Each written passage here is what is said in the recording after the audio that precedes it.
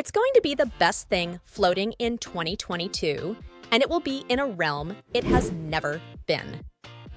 Watch out for the following. Once I establish this as a location of truth, Oprah will be joining you in a whole new sphere of commerce. It appears that Oprah and Katt Williams have drawn a battle line, Prince. Watch God's people ain't that few. Considering that Oprah has now threatened to ruin Katt's life after he made her seem bad and revealed her to be a handler for the Hollywood elites. But as you all know, Katt never backs down from a fight. He is now defending Oprah and threatening to pour more tea on her and bring her down completely. You better hurry inside the room because this chaos is about to get real. Some of us are against the Illuminati, and we do so at our own peril. When people oppose the Illuminati, they are constantly hit in the face by the press, who despises them and nobody likes them.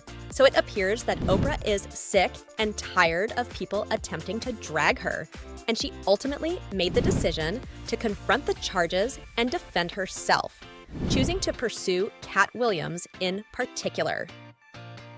Over the past several weeks, Oprah has been in the headlines due to Taraji's discussion about her and how, despite her long-standing pretenses, she doesn't really watch out for Black women in the profession. Although Oprah has been described as a philanthropist and an advocate for Black rights in Hollywood, Katt is now stepping out to show that not only is Oprah not the good person we think she is, but she is way worse than we could ever imagine. But this goes way beyond what Taraji has done because, according to Katt, Oprah has been putting Black artists down for years, pointing out how she did ridiculous dirty and made him look foolish when he appeared on her show to promote the movie Crash back in the day. Katt claimed that Oprah has been used by the higher-ups in Hollywood to keep Black artists in line and keep them dancing to their tune. All Black artists went on Oprah's show to promote their new films, albums, and other endeavors. But occasionally, Oprah would abruptly change course and decide to make some of the artists look bad. This is what made it ridiculous when Oprah decided to change the topic of the interview from the movie to something else entirely, despite the fact that the interview had nothing to do with the ridiculous Chris's role in the film. She made the decision to start questioning him about his songs and the reasons for his usage of the N-word. I didn't feel that it was necessary to say that you didn't agree with my music, even if you don't agree with certain songs I made. I found the music ridiculous, and he called her out on the radio interview about, me being there for a crash for the movie. She basically said something about not agreeing with my music, but she thought I did great in the movie. And of course, I was up there with the whole cast of Crash. Don't say that you disagree with all of my music because when the ridiculous interview with Oprah was shown on her show, she proceeded to edit and omit some of the ridiculous answers she gave to her questions in order to make him appear bad.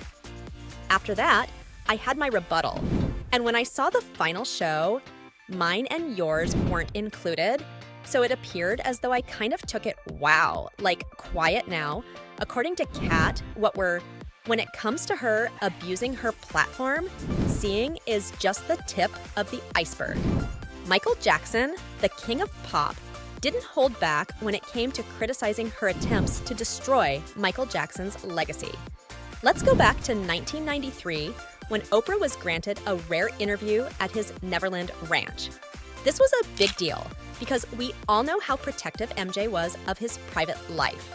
The exclusive sit-down helped propel Oprah's fame even higher, not just in the US, but also internationally and for years. Following this, she asserted that she was friends with Michael Jackson. However, this is where things took a turn for the worse when Michael passed away. Oprah completely changed course and joined the controversy surrounding the documentary Leaving Neverland, which painted Jackson in an unflattering light. She even went so far as to dedicate an entire segment to interviewing Jackson's former accusers, Wade Robson and James Safechuck. That move alone caused a great deal of controversy because both Wade and James had recanted their earlier claims, swearing on oath that Michael Jackson did not, as they had initially accused him. So what was Oprah doing, giving these guys a platform to reopen the entire Michael Jackson case? It felt as though she was attempting to discredit MJ's legacy by encouraging people to discuss it again. Oprah attempted to defend herself by saying that she was only bringing attention to the pervasive pattern of AA in the industry. But this is where it gets really interesting. It's a bit rich, coming from Oprah links to other industry participants charged with sexual assault.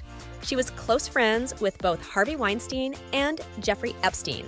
Let me tell you, these teens have been crazy for years. And there are rumors that she may have even been aware of their dubious actions prior to the entire expose blowing up. It's true that Oprah, the awareness advocate, has some deep connections. Yes, she is providing information to those engaged in the very issues that she says she is bringing to light. Hypocrite.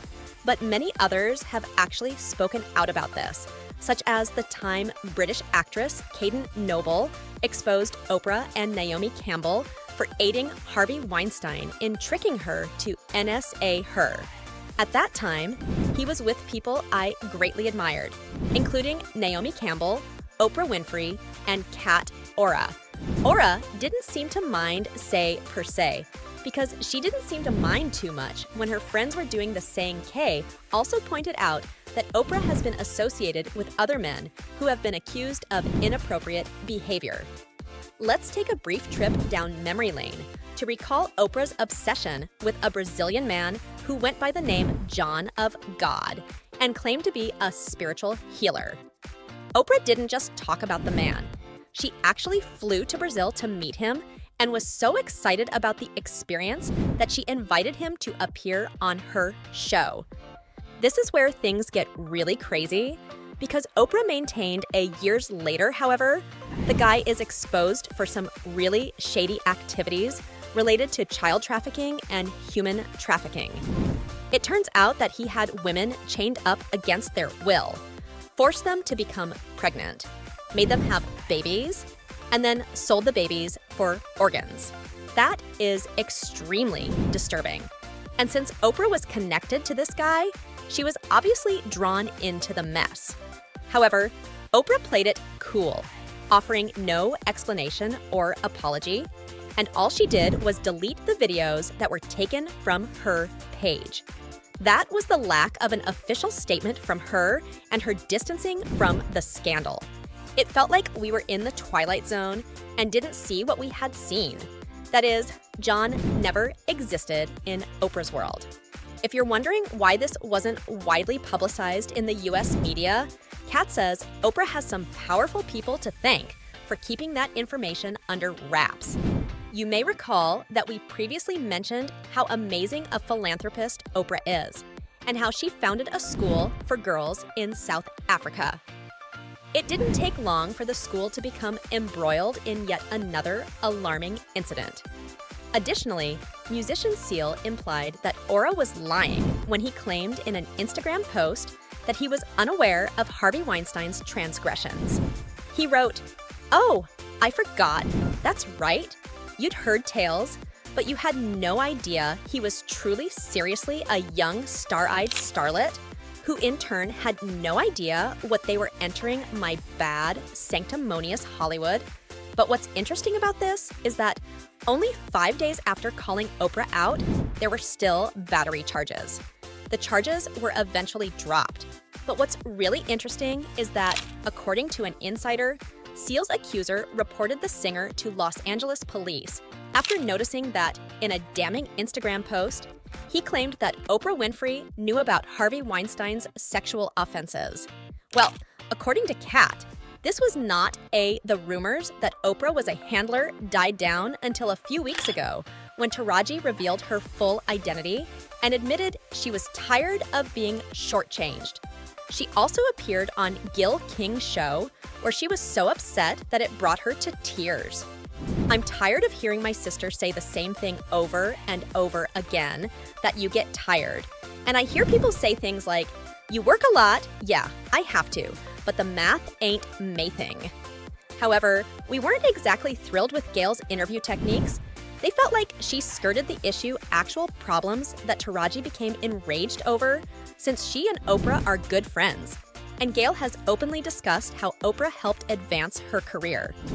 Fans theorized that Gail refrained from pressuring Taj because she was aware that the truth could cast Oprah in a less than favorable light. However, the irony is that Gail's defensive actions proved unnecessary, as Oprah's past mistreatment of African American women in the entertainment industry was widely publicized online. They claim that Taraji is significantly underpaid and that the math is wrong because they receive a certain amount of money before Uncle Sam and the agency receive their share. However, what you see is that they should receive a much smaller portion of that. How do you feel about that? It was the saddest thing ever because you can't imagine being in your genre, your sub-niche, or anything else you can imagine being in your lane. Imagine yourself being at that point and having to humble yourself and say, "They're not paying me, y'all, and they're not making my pay go up because I'm doing better or anything. It doesn't matter to them that I'm famous and people know me or anything. They want to pay me exactly what they are paying the new girl. You're at the very top of your lane. If they don't take you for the role, there aren't 3 black actresses that they can say are bigger than you that we're going to give this dealing with it for 10 years. Kay also mentioned Oprah specifically, implying that he had evidence against her and would take her down. This was all in Mark's words though, and Oprah was coming next. Once I establish this as a place of truth, watch out. God's people aren't that few, right? Well, an insider claims that Oprah isn't here for Katt's talking badly about her, and she's been planning to ruin Katt's before they spill their guts on her.